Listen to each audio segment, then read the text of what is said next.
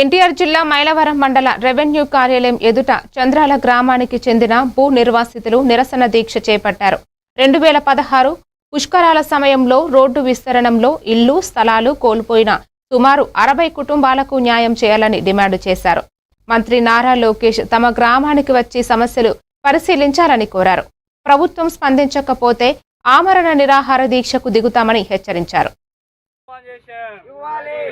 కనికరించిన ప్రభుత్వ అధికారులు 11 మంది చచ్చిపోయినా కనికరించిన ప్రభుత్వ అధికారులు